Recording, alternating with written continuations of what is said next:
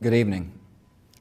Today, our fellow citizens, our way of life, our very freedom came under attack in a series of deliberate and deadly terrorist acts.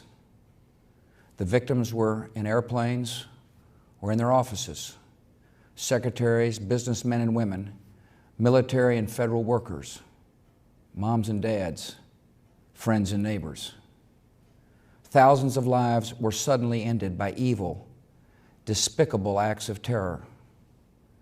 The pictures of airplanes flying into buildings, fires burning, huge structures collapsing, have filled us with disbelief, terrible sadness, and a quiet, unyielding anger. These acts of mass murder were intended to frighten our nation into chaos and retreat. But they have failed. Our country is strong. A great people has been moved to defend a great nation. Terrorist attacks can shake the foundations of our biggest buildings, but they cannot touch the foundation of America. These acts shatter steel, but they cannot dent the steel of American resolve. America was targeted for attack because we're the brightest beacon for freedom and opportunity in the world, and no one will keep that light from shining. Today, our nation saw evil, the very worst of human nature, and we responded with the best of America, with the daring of our rescue workers, with the caring for strangers and neighbors who came to give blood and help in any way they could.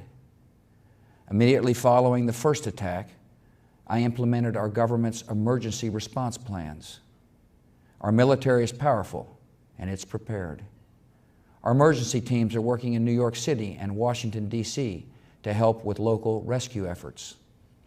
Our first priority is to get help to those who have been injured and to take every precaution to protect our citizens at home and around the world from further attacks.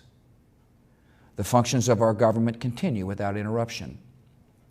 Federal agencies in Washington, which had to be evacuated today, are reopening for essential personnel tonight and will be open for business tomorrow.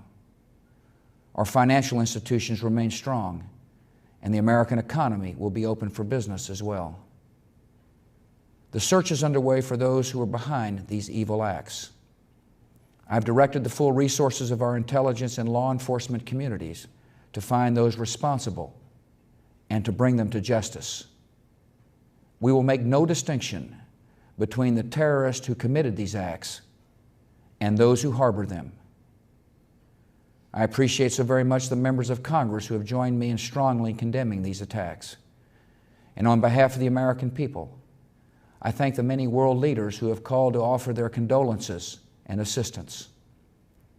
America and our friends and allies join with all those who want peace and security in the world, and we stand together to win the war against terrorism.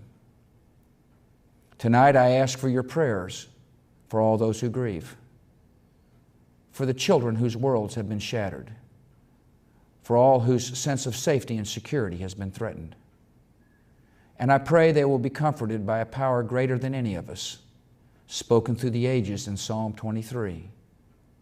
Even though I walk through the valley of the shadow of death, I fear no evil, for you are with me. This is a day when all Americans from every walk of life unite in our resolve for justice and peace. America has stood down enemies before, and we will do so this time. None of us will ever forget this day, yet we go forward to defend freedom and all that is good and just in our world.